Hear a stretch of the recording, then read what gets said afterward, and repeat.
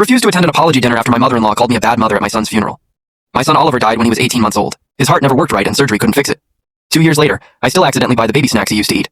My mother-in-law thought she could save him. She genuinely believed doctors were wrong, and her internet research was right. She showed up at the hospital with printouts about herbal supplements and told nurses I was refusing real treatments. She called my husband sobbing at midnight, saying we were killing Oliver through stubbornness. We cut her off 7 months before he died because I couldn't handle her anymore. At Oliver's funeral, she wore red because she told someone later she refused to accept he was gone. She pushed past my mom and stood next to his casket. She said out loud, "It was my fault. He was born sick and died because I ignored her advice." Then she looked at everyone and called me a bad mother. She genuinely believed it. My sister had to physically remove her. We didn't speak for a year and 8 months, then I got pregnant again. I only told Natalie, my brother-in-law's wife, because she checked on me weekly. I begged her not to tell anyone.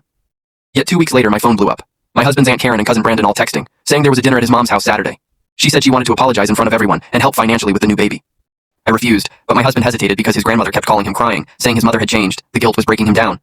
5 days before the dinner, Natalie called, panicking. She'd overheard my mother-in-law at a coffee shop telling her church friends the apology was fake, just a way to get me there, so the family could pressure me into letting her see the baby. She'd already set up a nursery and told them once the baby's here, she'll be too tired to stop me. I told my husband and called Karen back saying we weren't coming. She got defensive immediately and said his mother deserved to know her grandchild.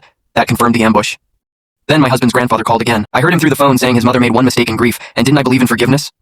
My husband looked exhausted. He said, maybe I should go alone to make them stop. That's when I decided I had to go, not for her, but to end this permanently. If I didn't, they'd harass us through my whole pregnancy. My mother-in-law texted saying she was grateful I was giving her another chance. I wore the same black dress from Oliver's funeral because I wanted her to remember. Everyone was already there when we arrived. She'd made pot roast with her nice plates. She hugged me at the door and started talking about how family was everything, and she'd spent months thinking about her mistakes. I let her talk for a minute, then I set my phone down and said I wanted to share something. First, I read 3 emails she sent during Oliver's illness out loud. One calling me mentally unfit, one saying I was murdering my son by trusting doctors, one saying I'd stolen her grandson. Then I told everyone what Natalie heard at the coffee shop, that this wasn't an apology. It was a setup to guilt me into access, that she'd already told friends she'd be babysitting twice weekly. I looked at her and said I'd never forget what she called me while burying my son, that she cared more about being right than about Oliver. I said she'd never meet this baby or know anything about them. Then I left. My husband followed me out. He said he should have believed me instead of letting them manipulate him. I told him I understood because they knew exactly how to work him.